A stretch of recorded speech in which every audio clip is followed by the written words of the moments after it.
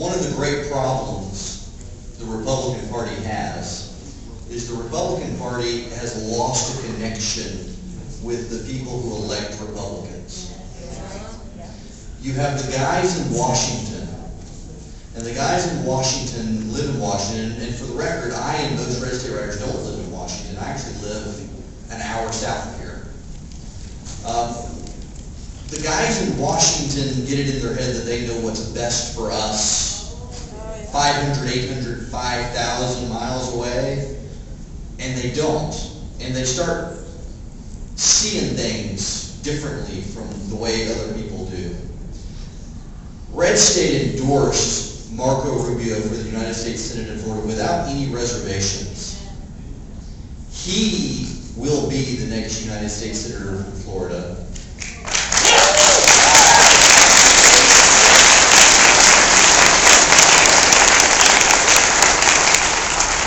People like Mike Williams and people like Marco Rubio, they are the fight.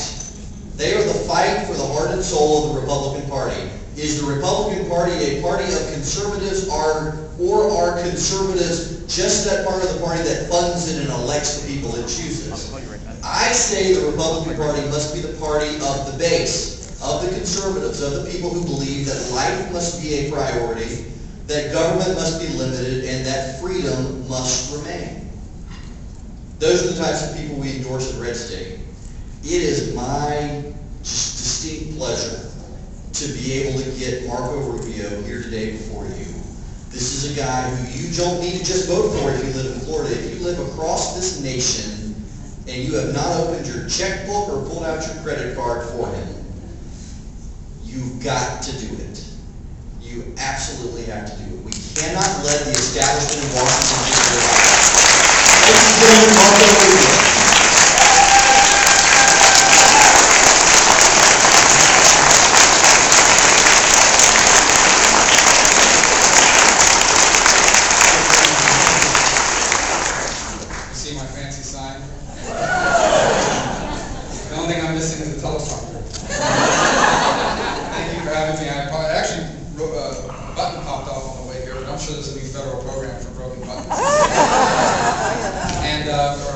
For my friends concerned about the environment as I am, you'll be proud to know I took the train here from the... my carbon footprint today has been negated. The airplane probably opened another hole in the ozone layer, but don't worry, because my train ride closed it, so... Thank you for having me here today. I'm proud to be here. It was a tough act to follow with Michael, and the job in Texas is fantastic. I am honored to here to speak to you, largely because for every voice in this room, there's hundreds of folks who follow what you write, you influence opinion, and you help frame opinion in many ways at an important time in our country's history. And people say that all the time. It seems like every year they're telling you this is a crossroads, this is a key moment. I think this one is. I think we've been at this crossroads for a number of years, but it's never been more apparent than it is today. And I want to spend about 10 or 12 minutes explaining to you why we're at our crossroads, what this crossroads really is, and what our role in that should be. Our crossroads really begins by going back 233 years, at the founding of this country, at its Declaration of Independence, and the documents that follow.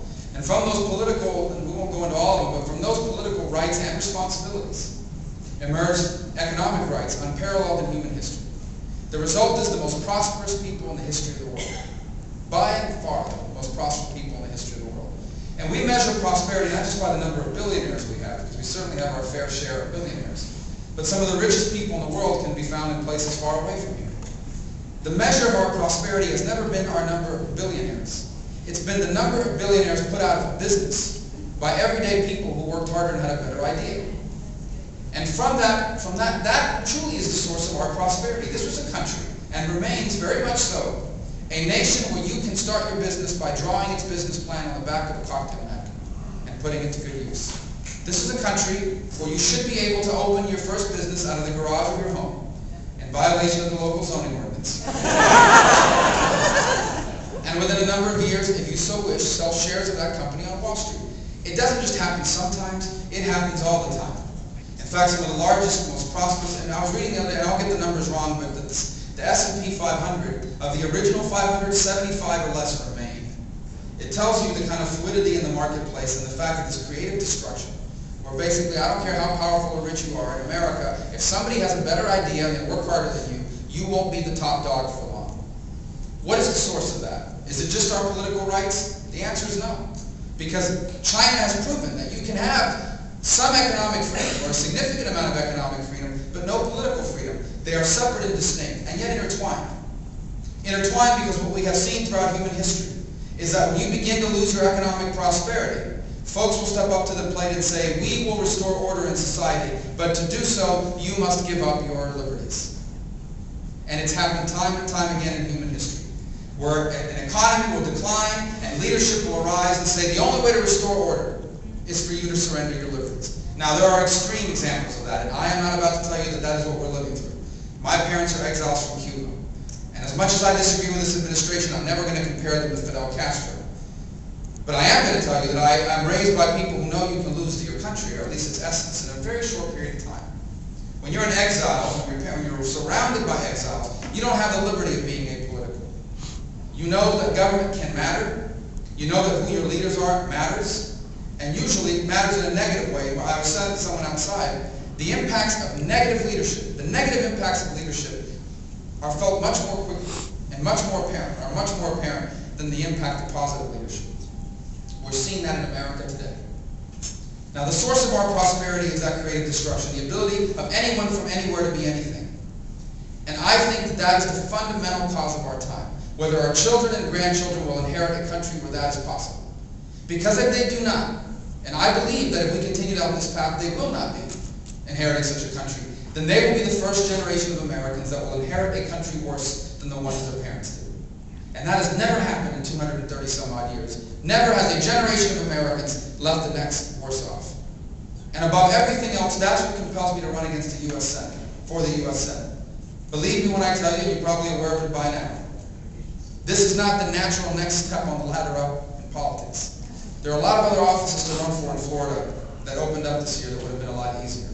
But none was more important. And there are no voices in the Republican primary in Florida speaking about that which I care about the most. And that is my children and their grandchildren and the country they will inherit and have. They deserve to have a country and a nation as prosperous, as free, and as fair as the one that you and I were left by our parents and grandparents. That's the great cause of our time. What endangers it? A number of things endanger it. First and foremost is a government that's begun to pick winners and losers. And of that, both parties are guilty. Both parties have over-relied on government to pick the winners and losers in our society, and in our economy in particular.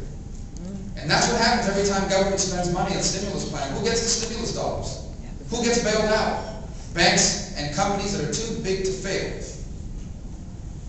But what about the ones that are not too small not to fail? I don't know what the right term is. I can practice that. That's a new line.